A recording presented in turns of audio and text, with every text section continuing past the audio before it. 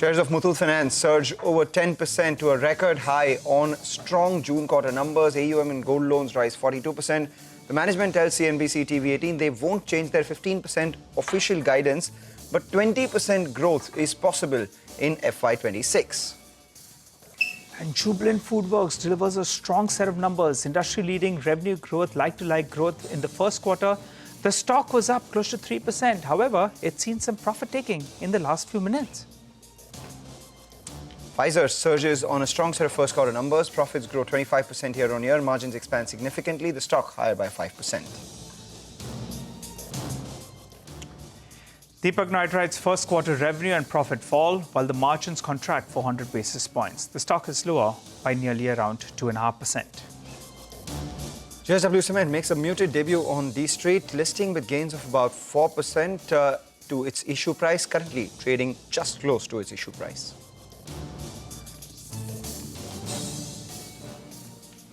Hello and welcome to Chartbusters. We are coming to you live from the CNBC-TV18 Motilal Oswal studio. I'm Nigel. With me is Mangalam.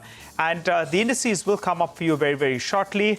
Both those two, the Nifty and the Sensex, trading in the green. The problem today is a little bit on the mid-caps side, but you want to go into that long weekend on a high. So let's see whether or not the bulls can be in top mode. The good news, Mangalam, today is the Nifty bank that's actually been underperforming and the one that's seen a lot of shots in the system. That's the one, in fact, that's putting in a bit of a fight. So good to see. Good to see. Two things doing well. We have the Nifty bank, which is doing well, and the other is the IT pack, which also underperformed yesterday. So two heavyweights doing well. So Nifty currently at the higher end of today's trading range. And bulls would like it even if it stays here because, we're up 1% for the week so far. And if we continue to stay here, we will break a 6-week losing streak. But let's get you some ideas for profit. Our colleagues at Money Control Pro join in. Today we have Kanchi joining in with a stock. So the stock that I've selected for today is Mahindra & Mahindra. So first, let's touch upon its Q1 FY26 performance. So Mahindra's revenue grew by 26%, which was driven by solid performance in its automotive and farm and equipment segment. However, the EBITDA margin contracted by 69 basis points, which was impacted by higher commodity costs, which was particularly from steel and certain precious metals. Mahindra is reinforcing its leadership in multiple segments. So in the passenger vehicle space, the company continues to shine amidst the rising competition in the SUV category. So in the SUV space, the company also strengthened its position and recorded a 27% increase in the SUV revenue market share in the first quarter. Also, M&M's electric portfolio has been gaining momentum. So notably, M&M's EV penetration in the quarter was higher than the industry average also. And it has also maintained its number one position in the tractor segment, with the market share has been to 45% now. In the light and commercial vehicle category, M&M posted its highest ever market share at 54%. So M&M has outperformed its own target of earnings growth and ROE of 18% in FY24. The management remains quite committed to delivering 15 to 20% EPS growth and 18% ROE. So this ensures sustained profitability and shareholders' value. So we believe that M&M is well positioned to outperform across its core business, fueled by a healthy recovery in rural area and new product launches.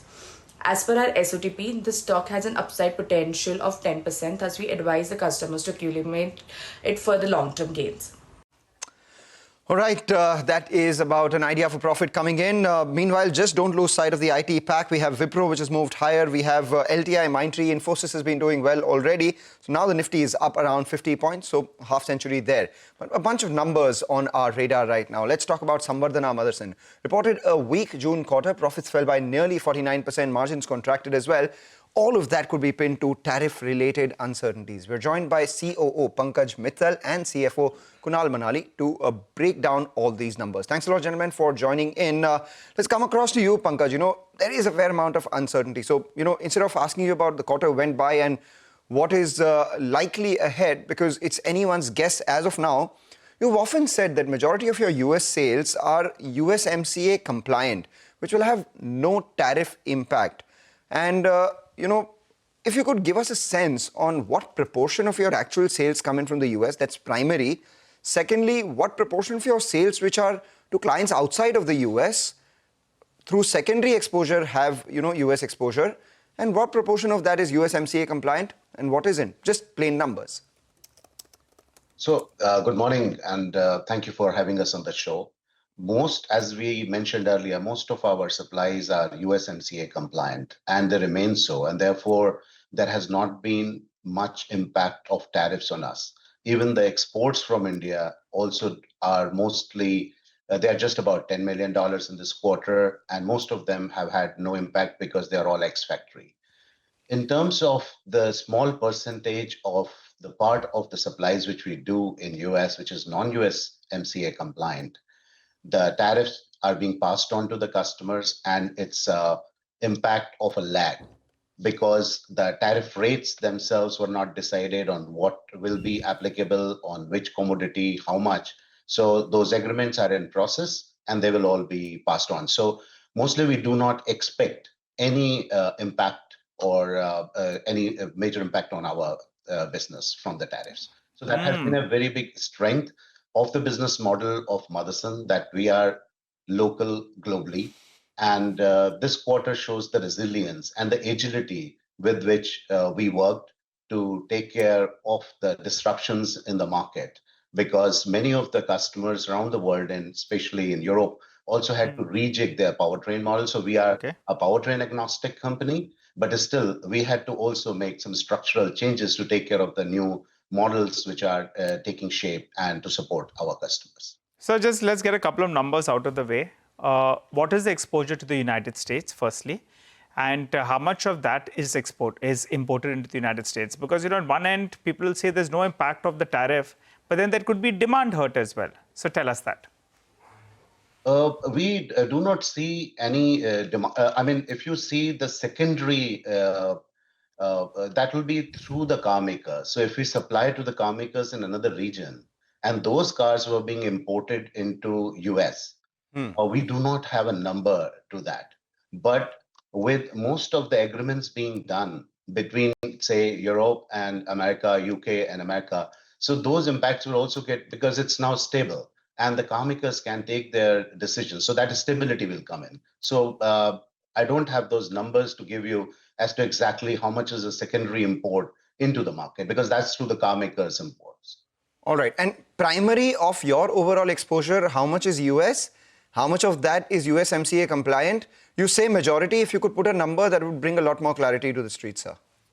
So more than 90% of our business is USMCA compliant. I will pass on to Kunal if you have a very specific number, Kunal, to give on that, because our understanding is there are certain parts which we use in our products which are also customer nominated, and therefore those were the ones which were not USMCA compliant. Kunal, I passed on to you. So 19% of our revenues come from the US. Around about 90%, as Pankaj was mentioning, would be USMCA compliant. Mind you, we do have 25 odd facilities in US as well. So not that entire turnover that we're doing in US is coming as imports into the US. So there's a fair amount of anyway manufacturing that does occur in the US itself. And whatever is getting imported, a lot actually moves from Mexico and hence is USMCA compliant. There are some parts which do come from other parts of the world as part of the overall customer supply chain. And hence those are the set of parts which are to be passed on to the customers as and when the final agreements happen, which is work in progress, because I think there was a lack of clarity at the customs end on what should be the actual tariff on these parts. And as those get clarified, I think it is a matter of time before those will also get passed on to the customers. All right. A lot of the clients that you cater to, they've cut their guidance for the full year, be it Toyota, Traton, you have Mercedes, Ford, a bunch of them. Kunal, could you give us a sense on what kind of revenue can you grow this year because of all this uncertainty and your clients facing demand challenges? And on margins particularly, would you have any guidance? So look, on the demand front, as we had highlighted in the last quarter as well, Europe in particular was facing a bit of stress on some of the OEMs which were all focused in EV segment, and that segment was really not the ones which were growing. And they hadn't invested in the ICE and hybrid portfolio. Having seen that, I think we had also highlighted that the OEMs are working towards creating a new set of portfolio for both ICE and hybrids, which is then expected to come out sometime in H2. And hence, we do expect that some of these underperforming OEMs will start showcasing better performance as the new launches happen in H2. In the meanwhile, keeping in mind the changed environment in Europe, we had done transformative measures announced in April, where we had said we would be, going after a cost block of around about 50 odd million euros. Part of this has happened, in which case we have booked a cost of 14 odd million euros in this quarter itself, and this would have a payback of less than a year. So as we move through the quarter into the H2 part of this year, we should be able to see a sharp ramp up on the profitability as well, aided by multiple factors actually. So one, as I just mentioned to you, the transformative measures will start showing some signs in there, though a lot will also come in FY27. In addition, we do expect H2 demand volumes to look much better in some of the traditional OEMs as they bring out new set of vehicles.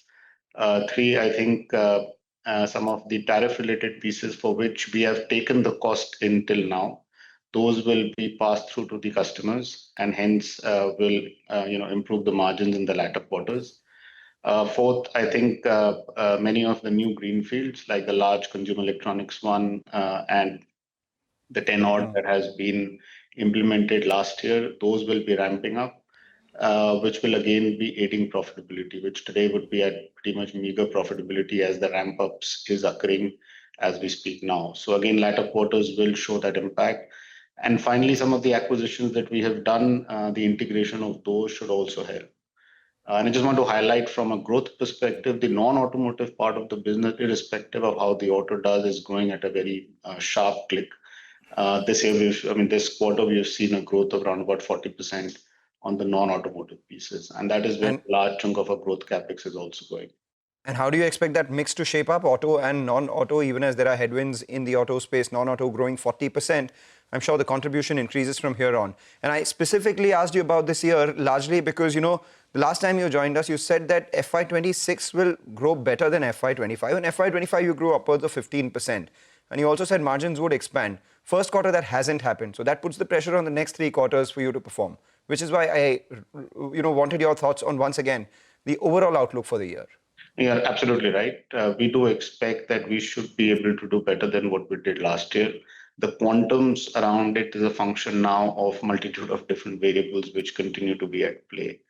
Like this quarter, I don't think we had anticipated any geopolitical issues with regards to Iran and Israel, and that had a significant impact on how both our working capital played out, given we had to keep again safety stock to manage it, and how the freight rates went again sky high, which meant we were bearing additional cost, which is all then part of the conversations we need to have with the customers during the year, and hence, again, the latter part of the year should be looking much better.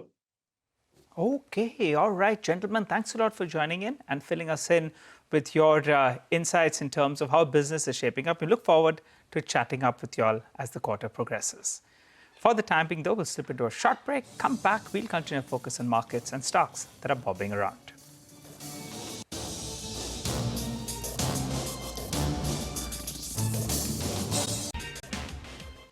Welcome back, Welcome back. Markets are holding with gains of close to around 40 points. And the good news, as we've been mentioning, is the Nifty Bank is trying to give up its underperformance. Sachidanand Uthekar joins us on the show. Hi, Sachi. Good morning. Good to see you in. It looks like it's going to be a dynamic finish to the week because after 6 straight losing weeks, hopefully there's some green by the time we wind up. And it appears that could be the case because we need to fall 300 points from right now. Now, what is your view on the markets first? Would you take a fresh buy or do you believe this bounce is a selling opportunity and individual stocks as well? Good morning, Nigel.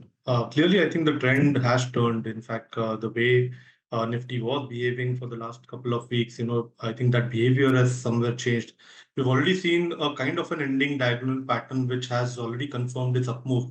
So I think this particular base should remain intact. We are of the opinion that market could see spurts of momentum in the days forward. Even if you look at today's data, there has been a very significant put writing at around 24,500, 550 kind of a zone, and that particular level seems elevated right now at 24,600. So we are not of the opinion that the market could see any slippages during the day. On the contrary, in case if we see the Nifty, scaling towards 24,700, there's a good possibility that we may end this particular week on a very strong note, and we may see a rally, continuing towards 24,740 during the day itself. So I think it's a good, idea to retain your long positions. Even if we see a decline, I think the stop loss can be placed at around 24,510 on closing basis, and one should consider building aggressive long positions here. The first target would be around 24,740. And probably from a couple of days perspective, there's a good chance that the Nifty may again see this particular move extending towards 24,800, 810 as well. So I think the way Bank Nifty is now outperforming, we need that particular leadership to continue. On the Bank Nifty data, I think the significant level would be around 55,670, where its 5-week exponential moving average is placed. So I think there's a good chance that this particular bounce back may continue towards the same. And hence, even on Bank Nifty, we are of the opinion that until unless 55,130 holds, there's a good chance that the rally may continue towards 55,670, 700 kind of levels. All right, we take that point. Sachi, individual stocks, what do you have on your list? Good morning, Mangalam. Mangalam, first buy call is on Bharti Airtel. Already we have seen a good low top, low bottom sequence here.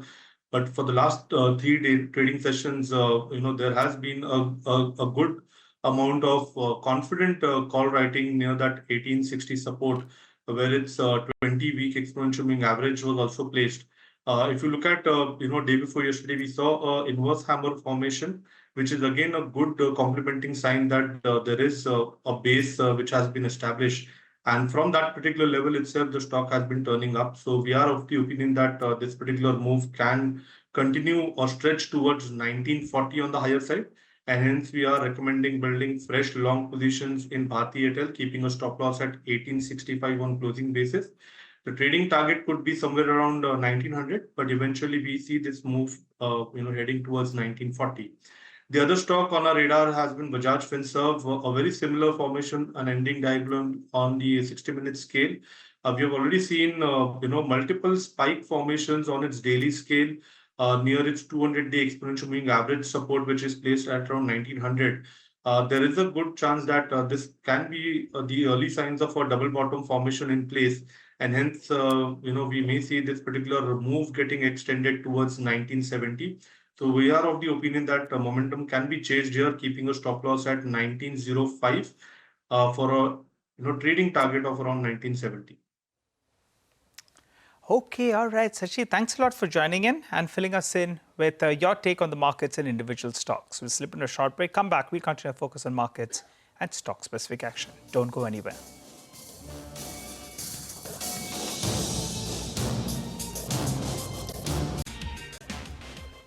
Let's tell you some important news. India has achieved a historic milestone of 100 gigawatts solar PV module manufacturing capacity under the approved list of models and manufacturers, which is a remarkable rise from just 2.3 gigawatts in 2014. So that's a big surge in 10 years. New and Renewable Energy Minister Prahlad Joshi wrote on X that India is building a robust, self-reliant solar manufacturing ecosystem, and this achievement strengthens the path towards Atmanirbhar Bharat and the target of 500 gigawatts non-fossil capacity by 2030. Prime Minister Shri Narendra Modi also hailed the milestone towards self-reliance in achieving 100 gigawatt solar PV module manufacturing capacity and efforts towards popularizing clean energy. All right, let's focus on a couple of stocks, and Ekta joins us to tell us about Pfizer. Ekta?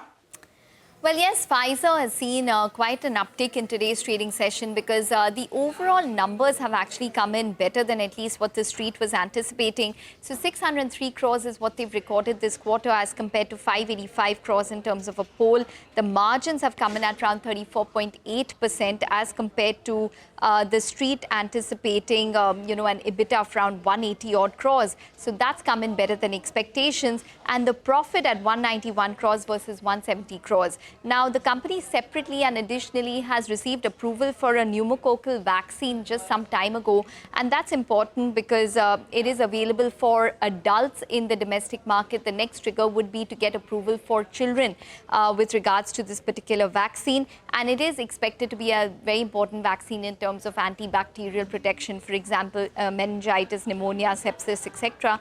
And hence, the street is now waiting for the next trigger, which would be the children's vaccine. This took place a few days ago, but combined with the good numbers that they've come out with, that's an additional boost for Pfizer. Take that point, Ekta. Thank you so much for that. With that, we take your leave on this edition of Chartbusters. The news that the Nifty manages to hold on to those gains, currently up 35 points, led by the Nifty Bank as well as the IT index. Stay tuned. Trading Hour comes up next.